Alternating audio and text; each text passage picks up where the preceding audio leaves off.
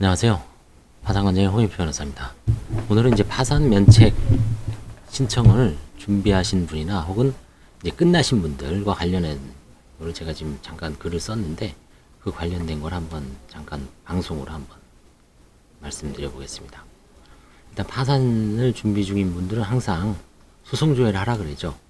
정상적인 변호사나 법무사, 사무원이면 이걸 권합니다. 이걸 안 권하면 좀 이상한 거죠.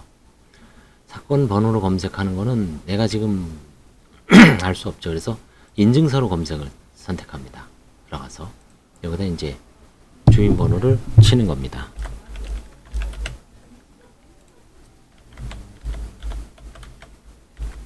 인증서 확인. 그러면 각자 이제 인증서가 있다는 전제에 하는 겁니다.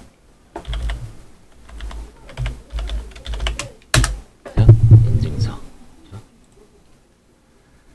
자, 인증서로 오면 전국에 법원이 몇 개예요?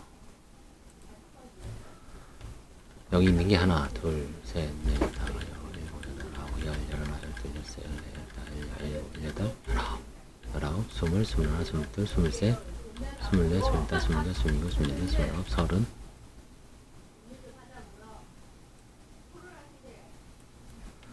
서른하나, 서른둘, 서른셋, 서른셋, 서른넷, 서른다섯, 서른여섯, 서른일곱, 서른여덟, 서른아홉, 마흔, 마흔하나, 마흔. 이렇게 하면 엄청난 법원이 있죠. 왜? 여기 시군법원까지 다 있어요. 그래서 이거를 이제 주로 범위를 좁혀서 일단 자기가 사는 곳은 무조건 하시고, 제가 만약에 서울 강남구 서초구에 산다면 중앙법원 해야죠. 그 다음에 사건 조회도 이걸 다 하면 좋은데 3개씩만 할 수 있어요. 이게 3개씩만. 4개 하면 벌써 3가지. 그래서 이제 우리가 궁금한 거는 민사 본안이죠. 그 다음에 독촉. 그 다음에 이제 언젠가부터는 전자소송, 전자독촉이 이제 시작이 됐죠. 독촉하고 전자독촉은 또 시기적으로 차이가 납니다. 그래서 이건 다른 사건이라고 봐야 돼요. 그렇죠? 이 3가지만 딱 하세요. 그렇죠? 그 다음에 과거 파산 회생한 사람들은 회생 파산을 해봐야 되죠. 그렇죠? 그 다음에 이제 그래서 이렇게 3개씩 해서 주요 법원을 하시면 돼요. 자기가 살고 있는 법원. 일단은 우리나라의 모든 채권자들은 서울에 있을 가능성이 높기 때문에 서울중앙지법, 그러니까 금융기관을 말하는 겁니다. 서울, 중앙, 동서, 남북은 다 해보고, 그 다음에 자기가 강원도 원주에 산다 그러면 춘천지방은 원주 지원을 하시고, 강릉에 산다 강릉 지원하시고, 그렇죠? 뭐 그 정도 하고 거기서 이제 나오는 사건이 사실상 대부분입니다. 이렇게 하다 보면 좀 찝찝하면은 다 하는 수밖에 없어요. 그렇죠? 다만 이제 금융기관들이 최근에는 또 지방으로도 많이 이전했죠. 그렇죠? 한국주택금융공사는 어디에요? 부산에 있어요. 그렇죠? 그래서 이제 그런 관할이 막 기보 같은데, 그렇죠? 신보 기보가 지방으로 이전했죠. 신보 기보는 채권자로 많이 등장합니다. 강원도 원주로 이전한 뭐 한국관광공사나 그다음에 어디야? 토지주택공사는 어디로 갔죠? 전주로 갔나요? 그렇죠? 전주로 갔는지 뭐 하여튼 그런 데는 소송 많이 안 하죠. 그렇죠? 근데 금융기관인 한국주택금융공사하고 그다음에 기술신용보증기금, 그다음에 신용보증기금은 소송을 많이 하기 때문에 이 관할이 부산 쪽에 창설될 수도 있습니다. 그래서 하여튼 이렇게 해서 하시고 조회를 쭉 해나가시면 됩니다. 한번 해볼까요, 제가?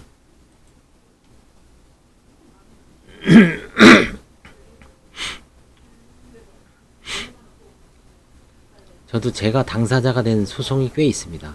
이건 뭐냐면 관제인, 제가 뭐 직접 변호사가 아닌 사람이 이렇게 일반인 입장에서 소송을 한 건 아니고요. 관제인 입장에서 소송을 한 겁니다.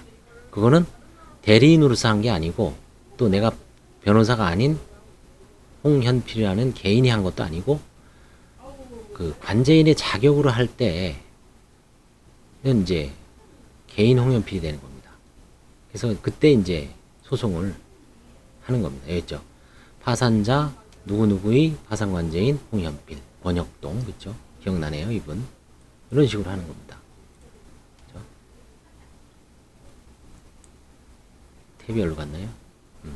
하여튼, 그런 식으로 해서, 다시 들어가면 되죠. 그 사건 검색을, 하시면 되는데, 인증서로 하시고, 항상. 그쵸?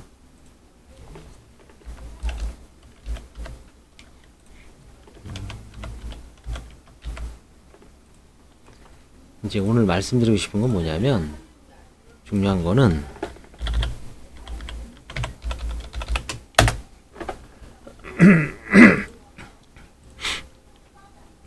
사건 종류는 이제 3개씩 체크한다 그랬죠. 법원은 너무 많아요. 시군 법원은 일단 다 빼시고, 이제 자기가 주요 법원만 하시고, 자기가 살고 있는, 그 다음에 기억나는 대로 해서 범위를 좁히면 뭐 많이는 안 됩니다. 찝찝하면 다 하시고, 좀 주요 법원은 전국 본원은 다 해보시고, 본원이 해봐야 17개 빼니 안 됩니다. 세종특별자치시에는 아직 법원이 없죠. 전국 16개 시도입니다. 그죠? 근데 이제 이렇게 해서 면책을 다 받았어요. 받은 다음에 어떤 분들은 제가 유튜브에도 해놨죠. 압류 추심 해제하는 방법. 그쵸? 뭐, 해설만 해놨죠. 근데 그걸 보고 어떻게 해라. 면책 결정문을 받아서 이제 집행 해제 신청을 해서 법원에서 접수하면 판사가 집행 해제 결정문을 제3채무자에게 은행에 송달하면 이제 풀리는 겁니다. 압류가. 그럼 예금 같은 게 있으면 찾아 쓸 수 있고요. 거래를 정상적으로 할 수가 있습니다. 자, 그러면 그런 분들이 이제 문제가 시간이 오래되니까 어디 있는지 몰라요. 그때 이제 이 사건 검색을 다시 또 유용하게 쓸 수가 있어요. 뭐냐? 민사 신청 사건이죠. 그죠? 신청 사건을 조회하시면 돼요. 그 다음에 기타 집행. 그쵸? 그 다음에 또 뭐가 있을까요? 3개까지니까 기타 사건 이 정도. 이 3개를 한번 조회를 해보시오. 3개를. 그러면 신청 사건이니까 다 나오죠. 집행도 신청이고, 그쵸? 기타 집행에도 나오고. 이러면 어느 정도는 다 나옵니다. 한번 중앙지방법원 해볼까요, 저도?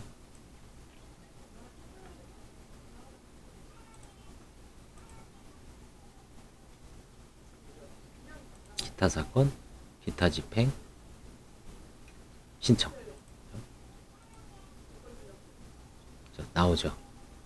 2020 하단. 이게 다 아마, 그쵸? 얼마 전에 한 겁니다. 얼마 전에 한 거.